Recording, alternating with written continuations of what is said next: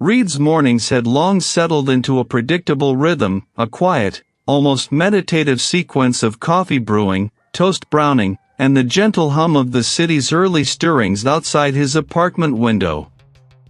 His work, sifting through financial ledgers in a cubicle farm that smelled perpetually of toner and stale ambition, offered no deviation. He was a creature of habit, not by choice, but by the slow, gravitational pull of an unremarkable existence. Each day unfolded like the last, a meticulously catalogued spreadsheet of hours, tasks, and the faint, yearning echo of something more.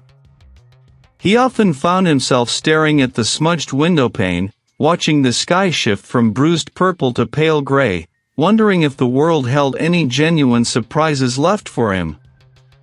Then the envelope arrived. It was thicker than a standard bill, heavier, and crafted from a cream-colored paper that felt strangely formal, almost ancient, beneath his fingertips. The return address, printed in a precise, archaic font, listed a solicitor's office, quaintly nestled on the outskirts of what was simply described as a remote monastery. The name on the sender line meant nothing to Reid, but the recipient was undeniably him. A flicker of something akin to curiosity, a sensation he hadn't felt in years, stirred within him. He tore it open with a deliberation that belied the sudden quickening in his chest. The contents were stark, a formal notification of death, dated 3 weeks prior, for a distant relative named Elara Vance. Reid vaguely recalled the name, a whisper from a long-forgotten family tree, someone whose existence had been confirmed by an elderly aunt once, but never truly acknowledged. The accompanying legal document, dense with jargon, outlined an unexpected inheritance, a cabin. Not just any cabin, the letter elaborated, but an ancient structure, deep within a forgotten forest, miles from any paved road. It was to be his, free and clear, along with a small, almost insignificant sum for its upkeep. He reread the words, his brow furrowing. An inheritance from a relative he'd never met, a cabin in a forest he'd never heard of, after a death described only as sudden and unforeseen.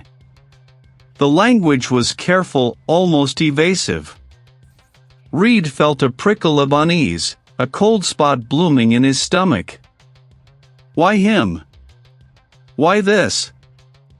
He had no connection to Elara Vance, no shared memories, no familial bond that would warrant such a bequest. The mundane reality of his life suddenly seemed to thin, revealing a strange, unsettling crack in its facade. For days, the letter lay on his kitchen counter, a silent challenge. He researched the remote monastery, finding only scant historical references to a secluded order, centuries old, known for its reclusive practices. No mention of Elara Vance, no hint of the cabin's location beyond the solicitor's vague directions. Every instinct screamed caution, urged him to ignore the strange gift, to let the lawyer handle the sale, to let the mystery fade. But a deeper, more stubborn current pulled at him. He was Reid, the man who charted every expense, meticulously organized his small world. This was an unquantifiable variable, an anomaly that demanded investigation. A determined resolve, a facet of himself he rarely encountered, solidified. He would go. The journey began with the familiar drone of the highway, a comforting ribbon of asphalt stretching towards the unknown. Reid rented a sturdy SUV, packed a duffel bag, and set his GPS for the nearest town mentioned in the solicitor's sparse directions. The landscape shifted gradually, imperceptibly at first, from sprawling suburbs to rolling farmland, then to dense, unbroken stretches of wilderness. The air grew cooler, carrying the scent of pine and damp earth. Cell service flickered, then vanished entirely, leaving him in a silent bubble, the only sound the hum of the tires and the low thrum of his own pulse. The solicitor's instructions had been surprisingly precise for such a remote location, a series of turns at moss-covered boulders and oddly shaped clearings. Reid drove slowly, the vehicle bumping and rattling over exposed roots and hidden ruts. The forest pressed in, a wall of towering trunks and tangled undergrowth, silent and watchful. He felt an intense isolation, a sense of being swallowed by something vast and indifferent. Finally, after what felt like an eternity of winding through the deepening woods, a clearing opened before him. There it was. The cabin. A thin tendril of ivy snaked up one side, attempting to reclaim the structure, while the front porch sagged, its planks groaning under the weight of accumulated moss and fallen leaves. The air here was heavy, thick with the smell of decay and something else, something metallic and earthy, like old blood mixed with wet soil. It wasn't the peaceful quiet of nature, it was the breathless hush of a place that held its secrets tightly. Reid killed the engine. The sudden absence of sound was deafening. He sat for a long moment, gripping the steering wheel, his knuckles white. The cabin wasn't just old, it felt ancient, as if it had been exhaling the same stale air for centuries. He had come, driven by a quiet determination, but now, faced with the tangible reality of his inheritance, a raw, unadulterated unease began to curdle in his gut. The city's persistent thrum, a constant, low-frequency hum that had underscored Reid's entire adult life, vanished the moment his tires crunched onto the gravel path leading to the cabin. Here, silence was a physical presence, a dense, ancient quiet that pressed in from the towering pines. He had expected a sense of relief, a peaceful untethering from urban clamor, but the quiet felt less like a balm and more like a held breath. The cabin itself was a hulking shadow against the bruised sky, its dark timber walls mottled with lichen, windows like vacant eyes. A faint, earthy scent, a mix of damp wood and something deeper, something mineral and old, seeped into the humid air. He wrestled the key from the rusted lock, the mechanism groaning in protest, and pushed open the heavy oak door. The interior was a cavern of dust motes dancing in the slivers of light that pierced the grimy panes, smelling of disuse and decay. Reid spent the first few days in a blur of forced activity. He swept, he scrubbed, he aired out the musty rooms, trying to impose some order, some sense of his presence, onto the cabin's stubborn antiquity. The work was therapeutic, a physical counterpoint to the vague unease that had settled over him since his arrival. He hauled in bags of groceries, stacked firewood, and even managed to get the decrepit generator sputtering to life, coaxing a hesitant glow from a few bare bulbs. It began subtly, almost imperceptibly. One evening, as he wiped down the kitchen counter, a soft thump echoed from upstairs. He paused, sponge in hand, listening. The house was old, he reasoned, prone to settling, to the creaks and groans of aged timber. He shrugged, attributing it to a branch hitting the roof or the wind playing tricks. A shadow, fleeting and indistinct, seemed to dart across the hallway entrance. He spun around, but the space was empty, bathed in the dim, filtered light from the forest. "Just my eyes," he muttered, rubbing the bridge of his nose. The long drive, the endless cleaning, he was exhausted, his mind playing tricks. A few days later, a more persistent oddity surfaced. He'd meticulously stacked a pile of antique books on the parlor mantelpiece, intending to sort through them later. When he returned from fetching water from the well, a heavy, leather-bound volume titled Local Lore and Ancient Rites lay open on the floor directly beneath where it had been stacked, pages fanned out as if recently read. He stared at it, a knot tightening in his stomach.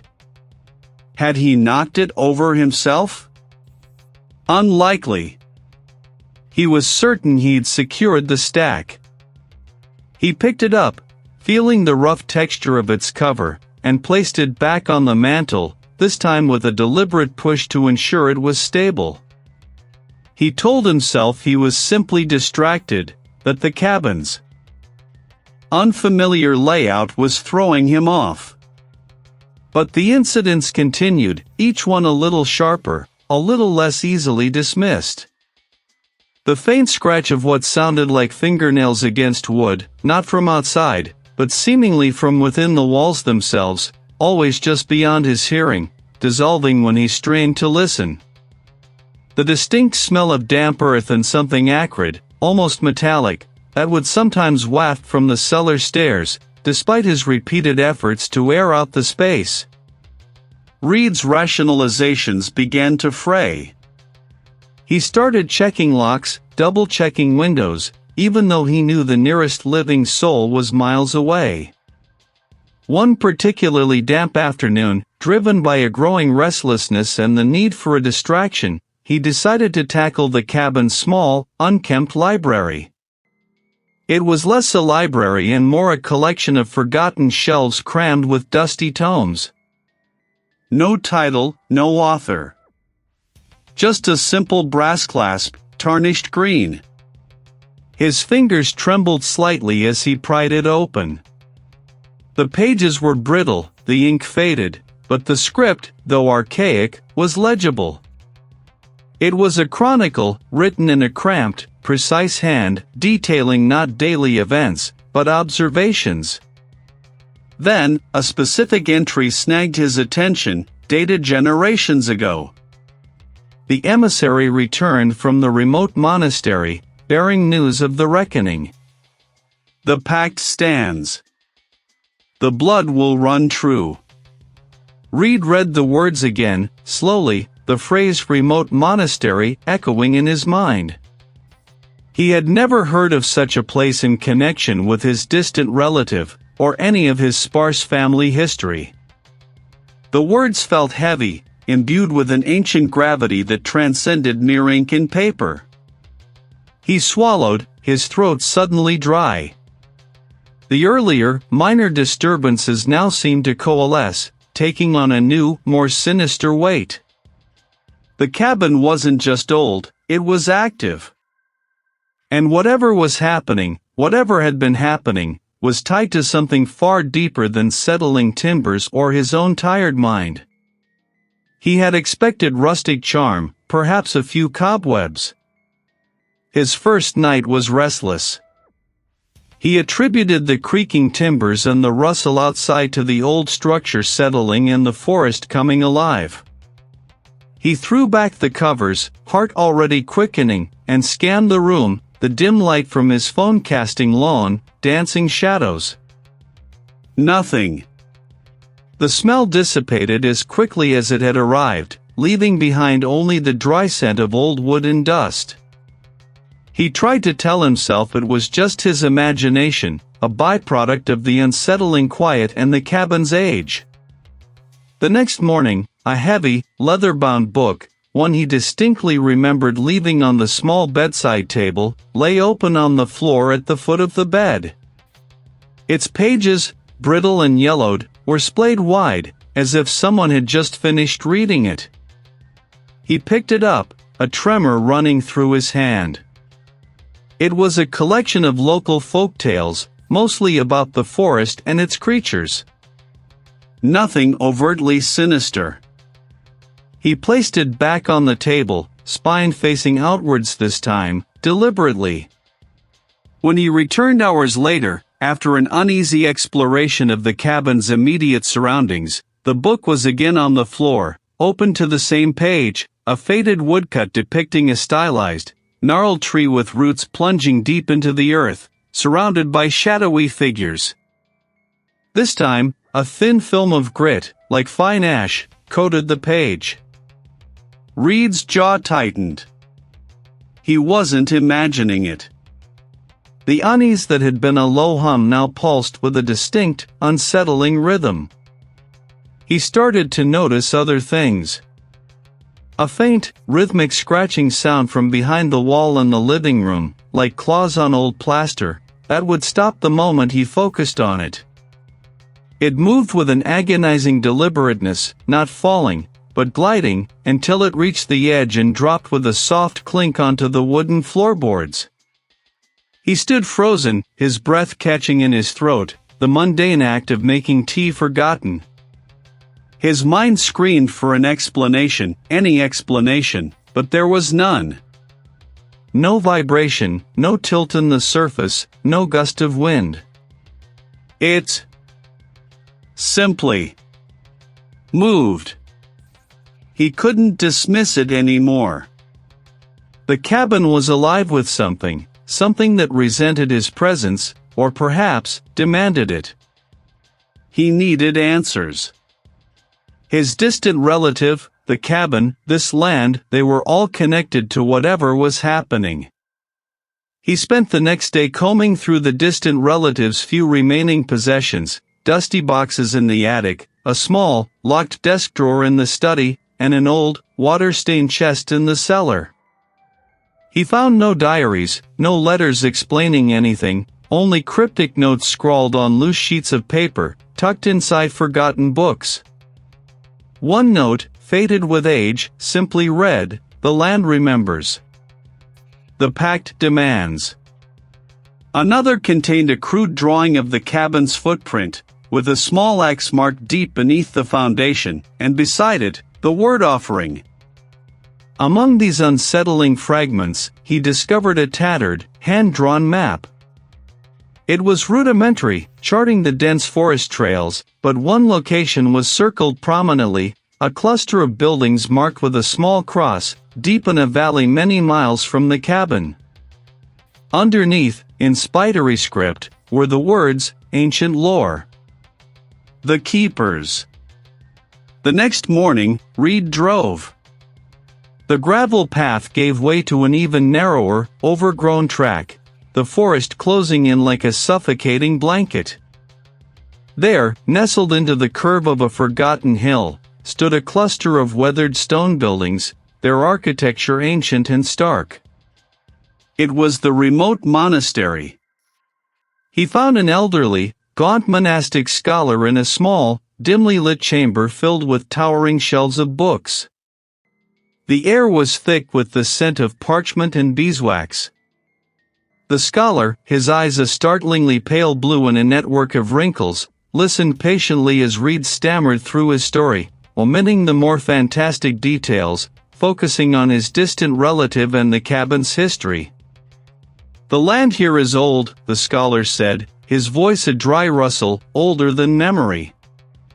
"And some families, they are tied to it, generation by generation." He retrieved a thick, leather-bound ledger from a high shelf. Its pages were filled with meticulous, handwritten entries. "Your distant relative. He was a quiet man. He knew the land's demands." The scholar's long, bony finger traced a line down the page. "There were rumors, long ago. A promise made when the first timbers of that cabin were laid. To appease what lay beneath."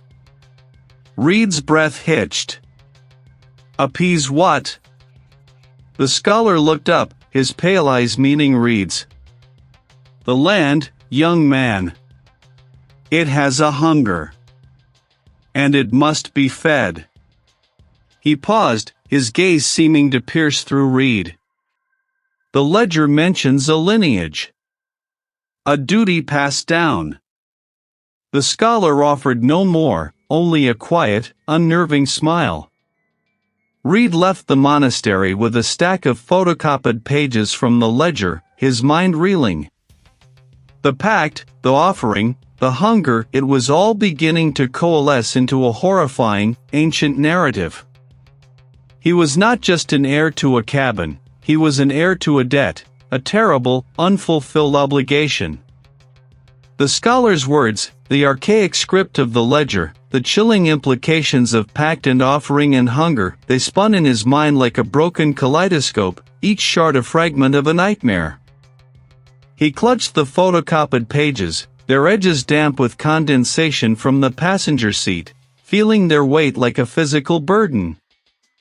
The forest, once merely imposing, now seemed to watch him, its dense canopy a conspiratorial shroud, its silence no longer peaceful but predatory. He pulled up to the cabin as dusk bled into a bruised purple sky.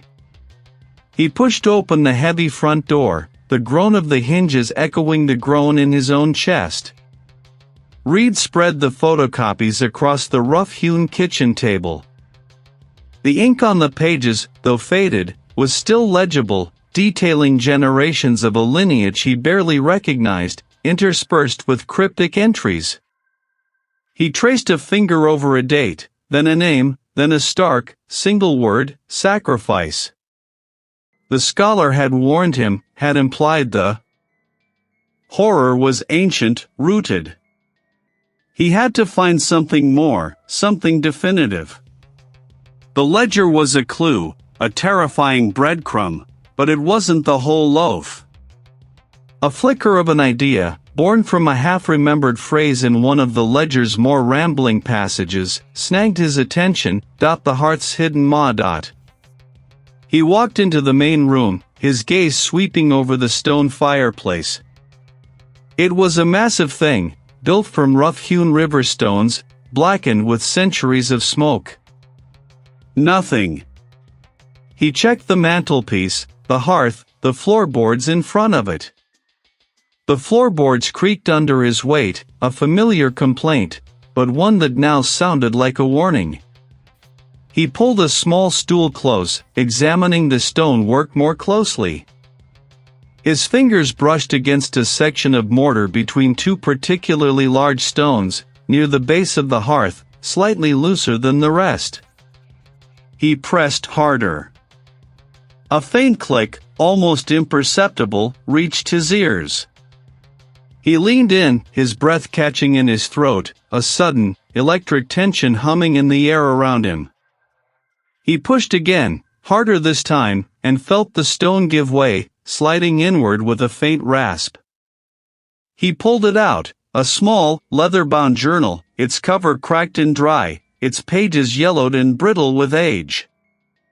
It smelled of dust and something else, a faint, lingering scent of dried herbs and decay.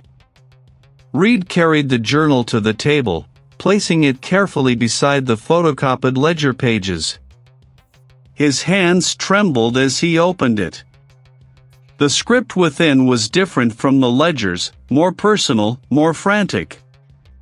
It was a diary, a chronicle of one of his distant relatives, a woman named Elara, dated nearly 2 centuries ago. He began to read, his eyes scanning the cramped, faded ink, the words blurring and then sharpening into terrible clarity. Elara wrote of the cabin, of the land, of the ancient hunger that stirred beneath the soil. She detailed the pact, not as a vague historical agreement, but as a living, binding horror. Elara had written, her hand shaking even then, a price for our prosperity, a tithe of blood for the harvest. It is tied to this place, this soil, born of the earth's own malice. Our ancestors made the bargain, and we, their progeny, must pay. We are bound. The others, they do not understand. They think it a madness, a superstition. It grows stronger. The offerings are not enough. The hunger deepens. If only Reid would give it what it truly craves. A deeper sacrifice. The entity wasn't some vague, malevolent spirit, it was ancient, territorial, and insatiably hungry. The pact wasn't just an agreement, it was a curse, a blood debt, passed down through his family. And he, Reid, was the latest inheritor. The cabin wasn't just built on an ancient burial ground, it was built for the entity, a focal point for its insatiable appetite. The realization was a physical blow, stealing the air from his lungs. He was trapped, not just in a secluded cabin, but in a legacy of horror, a living sacrifice waiting to be claimed. A cold dread, more profound than any he had yet experienced, had settled in Reid's stomach, turning it to ice. The realization had clawed at the edges of his sanity, leaving him with a raw, exposed feeling. He was not just an inheritor of property, but of a monstrous legacy, a debt long overdue. He spent the next few hours in a feverish, desperate search. Every creak of the floorboards was a joint flexing, every gust of wind rattling the panes a hungry breath. He scoured the dusty shelves, the forgotten nooks, the locked drawers he'd bypassed earlier. He needed answers, a weapon, an escape route, anything. His determination, though frayed, still held, a stubborn ember against the encroaching chill. His fingers, trembling slightly, brushed against a loose panel behind a stack of brittle almanacs in the study. It gave way with a soft sigh of ancient wood, revealing a small, hidden compartment. Inside, wrapped in yellowed linen, was a leather-bound journal, its cover worn smooth by countless anxious hands. Its pages, thin as onion skin, were filled with spidery, faded script, the hurried confessions of a distant relative, a woman named Eleanor. Reid settled at the heavy oak table, the journal open before him, its pages exhaling the scent of dust and forgotten fears.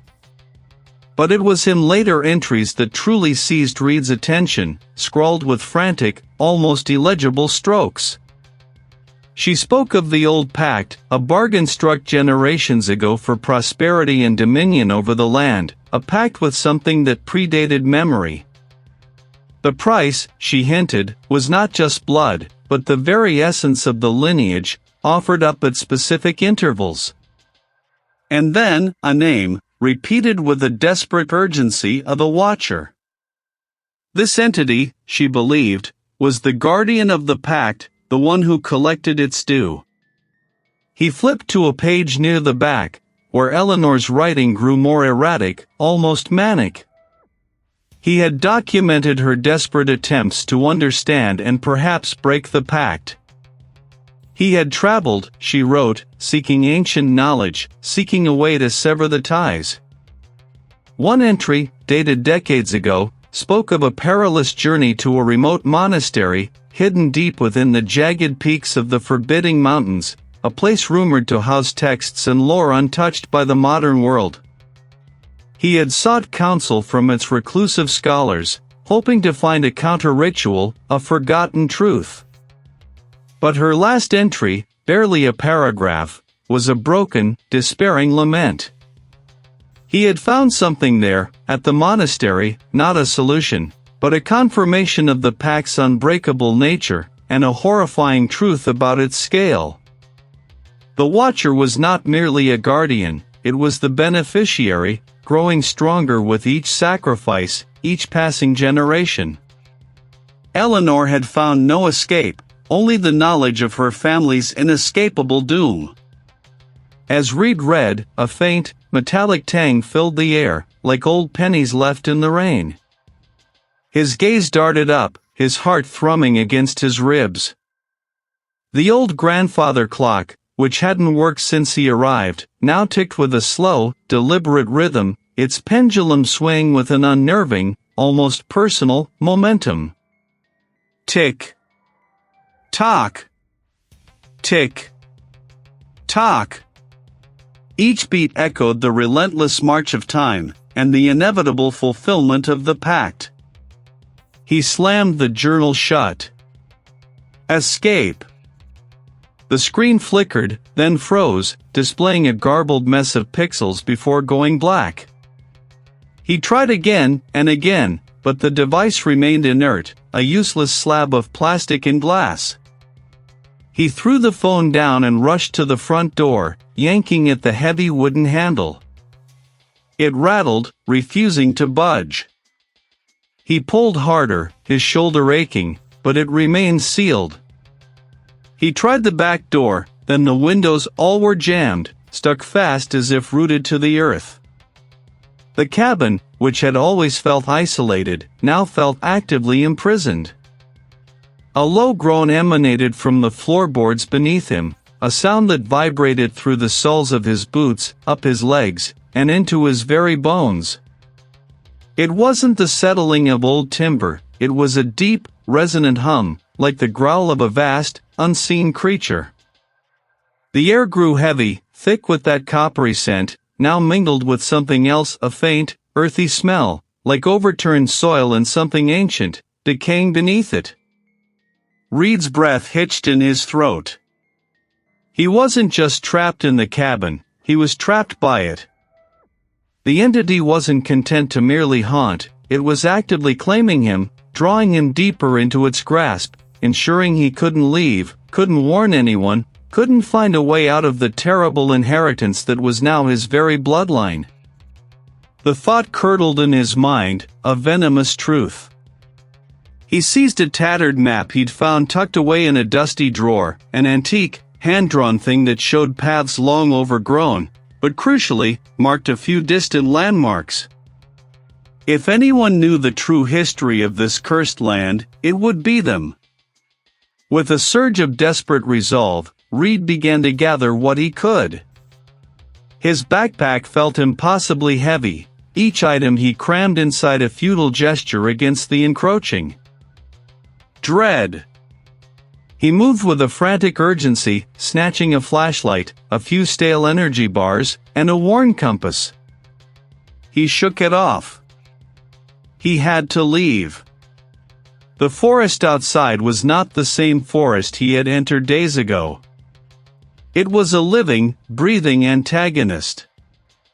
The air hung thick and heavy, laden with the smell of damp earth and something else, something metallic and faintly sweet, like overripe fruit left to decay. The trees, once merely tall, now seemed impossibly vast, their gnarled branches reaching like skeletal fingers, forming an impenetrable canopy that strangled the light. Every rustle of leaves, every snap of a twig, sounded amplified, distorted. He consulted the antique map, but the landmarks it depicted, a twin-peaked hill, a winding creek, refused to materialize where they should have been. The compass needle spun wildly, then settled, stubbornly pointing south when he knew, instinctively, he needed to go north. He pushed on, hacking at vines with a fallen branch, stumbling over unseen obstacles. Hours bled into an eternity. His legs ached, his throat was raw, and his mind felt stretched thin, frayed at the edges. Just as despair threatened to overwhelm him, a faint, almost imperceptible break in the trees appeared. He pushed through, emerging onto a narrow, overgrown path of ancient flagstones. Before him, nestled in a small clearing, stood the remote monastery. No light shone from within, yet an aura of profound age and quiet vigilance emanated from it. He pounded on the heavy wooden door, his knuckles raw, until a small, almost invisible panel slid open. The eyes were ancient, wise, and held a profound sorrow. Reid, breathless and disheveled, stammered out his story, words tumbling over each other in a desperate torrent. Your lineage, the blood that built this land. What offering? The gatekeeper gestured vaguely deeper into the monastery. Seek the archives. There are scrolls, kept for generations. They speak of the chthonic hunger. A horror that feeds on despair, on fear, on the very essence of life bound to the soil. Your ancestors, they tried to bind it, to control it. They failed. They merely fed it. A terrible clarity dawned on Reid. This wasn't just some vague haunting, it was a living, ancient debt.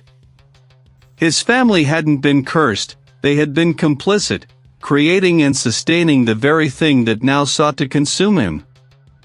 The BL from his earlier realization now finished itself with a sickening thud, bloodline.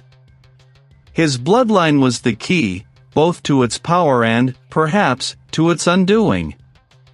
The monastery walls seemed to ripple, the air grew thick with a cloying scent of decay.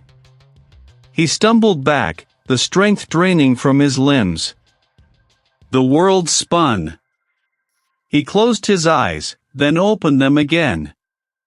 He wasn't at the monastery. He was standing at the edge of the clearing, facing his cabin. It was closer than he could have possibly walked in the time that had passed. The faint scent of decay from the monastery still clung to his clothes, a mocking reminder of his failed escape. His legs felt heavy, as if rooted to the spot. His mind, once a fortress of logic and reason, now felt like a sieve, leaking sanity with every passing second. He had sought help, he had tried to flee, and the forest, the entity, had simply plucked his back, like a child's toy. He was trapped, utterly and irrevocably. The crooked porch of his cabin listed further than he remembered, a broken tooth in the maw of the forest. The air, thick with pine and damp earth, now carried a faint, coppery tang that made Reid's stomach clench. He blinked, the image of the remote monastery still searing behind his eyelids. He was here, at the cabin, but how? The last thing he recalled was the cold stone floor beneath his knees, the oppressive weight of the past pressing down on him. A shiver, not from cold, traced its way up his spine. He stumbled forward, his legs still weak, the ground uneven beneath his boots. His hand went to his forehead, pressing against a persistent ache. It wasn't a headache, it was a memory trying to claw its way out, a truth too sharp to hold. He took another step, then another, drawn by an invisible current. The trees, silent sentinels, seemed to lean in, their branches weaving a canopy that choked the sky. The coppery smell intensified, and a new scent joined it, something acrid, like burnt bone, faint but unmistakable. He reached the edge of the porch, his fingers brushing against the rough, splintered wood. It felt ancient, hungry. Then, the world warped. The cabin shimmered, its lines blurring, the forest around it dissolving into a swirling vortex of greens and browns. The scent of copper and burnt bone vanished, replaced by the musty aroma of old parchment and beeswax. He was no longer at the cabin. He was back. Back in the remote monastery. He stood in a circular chamber, its walls lined with shelves crammed with scrolls and leather-bound tomes. Its pages were not paper, but thin sheets of polished obsidian, etched with symbols that pulsed with a faint, internal light. His gaze fixed on the book. He hadn't seen this room before, hadn't seen this book. It felt like he was being presented with a final, unavoidable truth. His feet, heavy and reluctant, carried him towards it. The hum in his bones intensified, becoming a low thrumming that threatened to shatter his composure. He leaned over the obsidian pages. The etched symbols weren't script he recognized, but a series of interconnected sigils, each one radiating a silent, malevolent power. He saw the forest, but not as it was now. It was primeval, vast, untouched. Then, he saw his ancestors. Not just one, but a lineage. They stood before the raw, exposed wound in the earth, their hands clasped, their faces grim.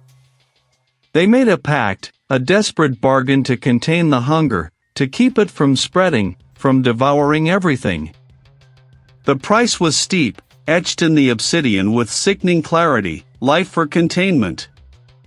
Not just any life, but the life of a blood descendant, offered at specific intervals, a sacrifice to bind the entity, to sate its ravenous craving for vitality. The images accelerated. He saw the sacrifices, an infant, a young woman, a stoic elder. Each ritual a desperate act, buying time, maintaining the fragile balance. The entity was not a demon in the traditional sense, nor a ghost, but a primal force, a parasitic anchor to the land itself, drawing sustenance from the living. It was the land's disease, and his bloodline was its unwilling physician, forced to feed it to prevent its full awakening. The last image was a recent one, a man, gaunt and terrified, alone in the cabin. His distant relative. He was preparing for the sacrifice, but something went wrong. The ritual was incomplete, or perhaps too late. The entity had been stirring, growing impatient, its hunger building. His relative's death wasn't mysterious, it was a failed offering, a broken link in the chain of appeasement.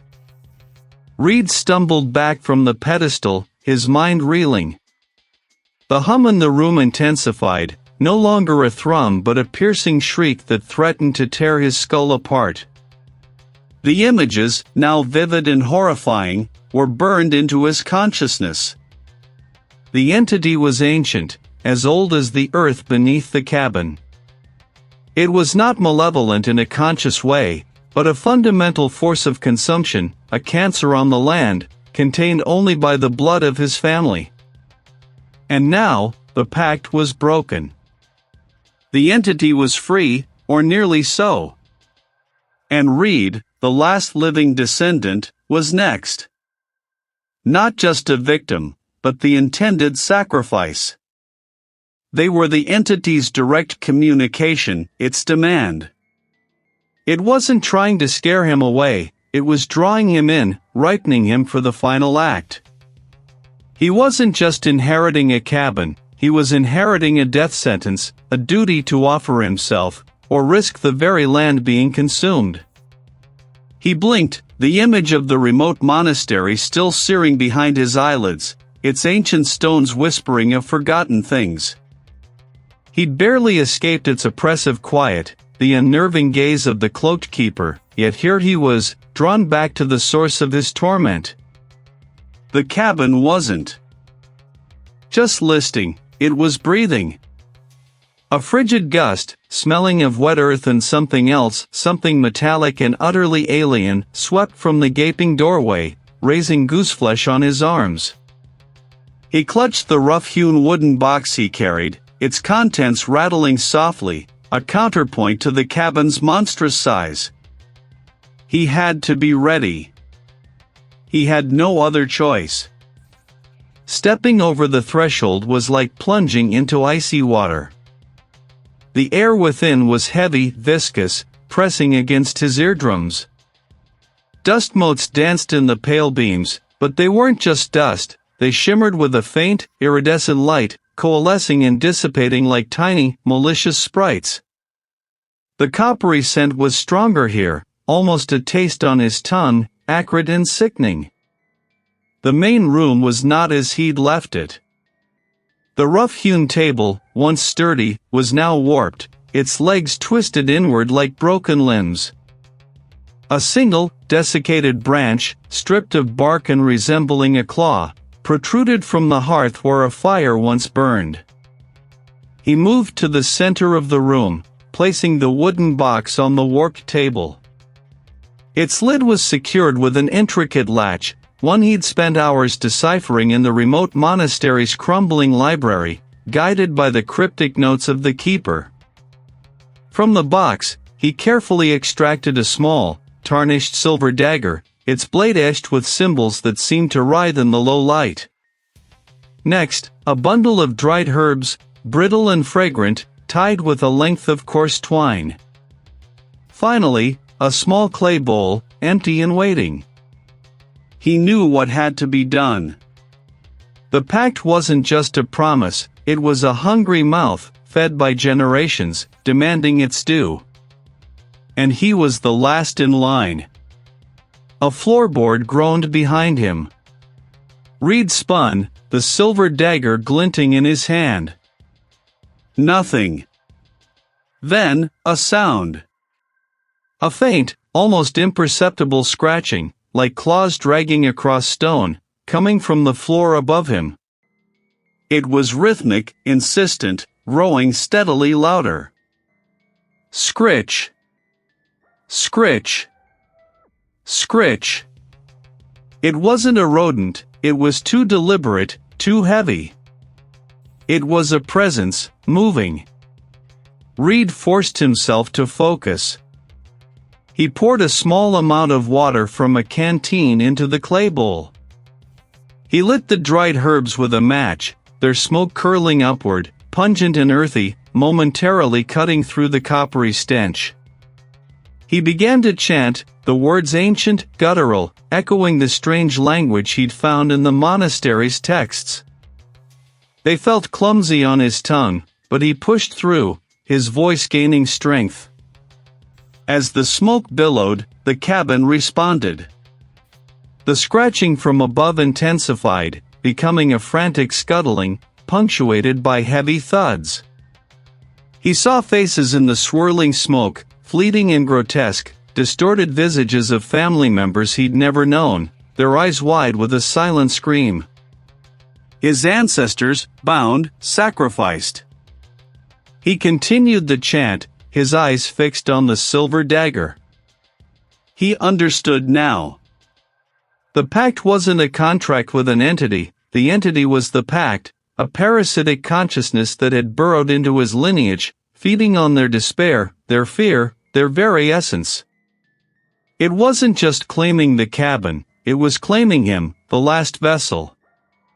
The horror didn't just transcend time, it was his time, his life, his very being that was being consumed. The sacrifices weren't just offerings, they were the means by which it perpetuated itself, twisting the bloodline into a conduit. Reid roared, a raw, guttural sound of defiance. No! He brought the silver dagger to his palm, slicing a shallow, stinging cut. This was the ultimate sacrifice, not of his life, but of his connection. He let the drop fall into the clay bowl, mixing with the water and the herb smoke. The scent of his blood, fresh and vital, momentarily overpowered the stench of decay. The cabin convulsed. The thuds from above became violent impacts, as if something immense was throwing itself against the floorboards. The walls groaned, splintering sounds accompanying the sickening stretch of timber. He felt invisible hands grasping at his clothes, tugging at his hair, trying to drag him down.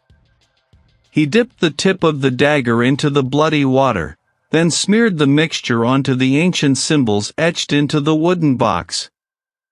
I sever the ties. I break the lineage. I reclaim what is mine, he shouted, his voice hoarse, but resolute. The cabin shrieked with it, timbers groaning in protest, glass shattering in the windows. Reid felt a crushing weight descend upon him, as if the entire house were trying to collapse inward, to consume him whole. He gasped, falling to his knees, the silver dagger still clutched in his trembling hand, the coppery tang of the air now mingled with the sharp, metallic tang of ozone.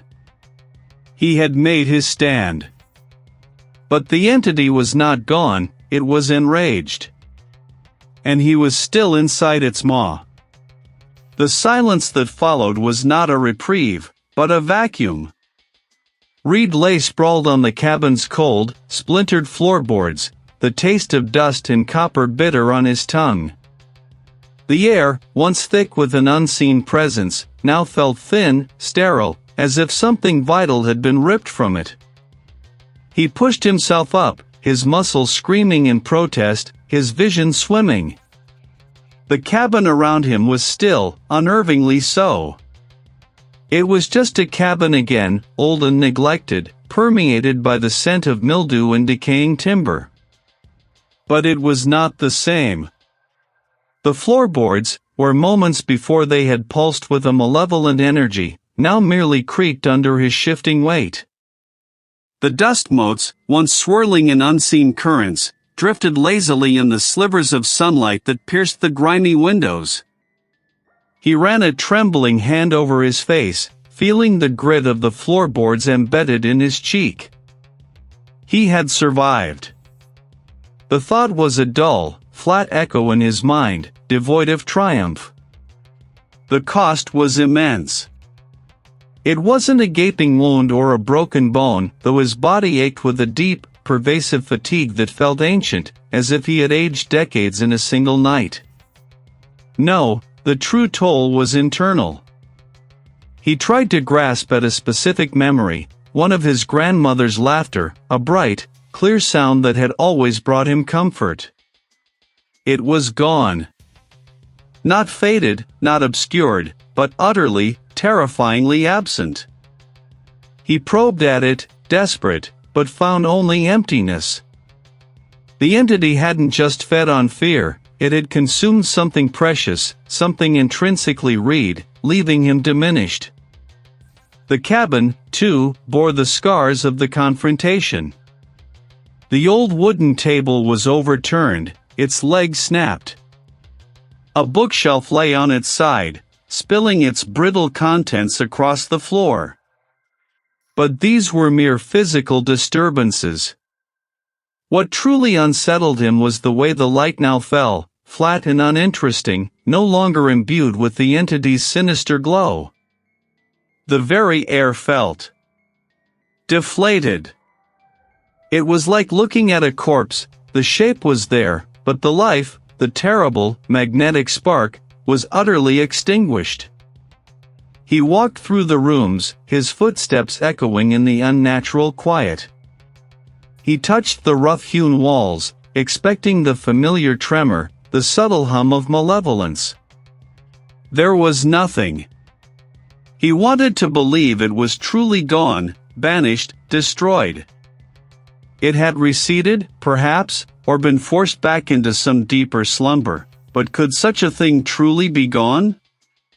The pact, the parasitic consciousness, it had burrowed into his lineage. Days bled into weeks. The cabin remained silent, a tomb of forgotten horrors. Reid packed only essentials, leaving the cursed heirlooms behind. The journey itself was a blur of discomfort and gnawing apprehension.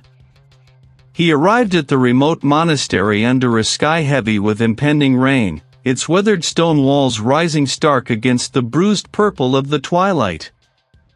The air here was thin, crisp, carrying the scent of pine and damp earth.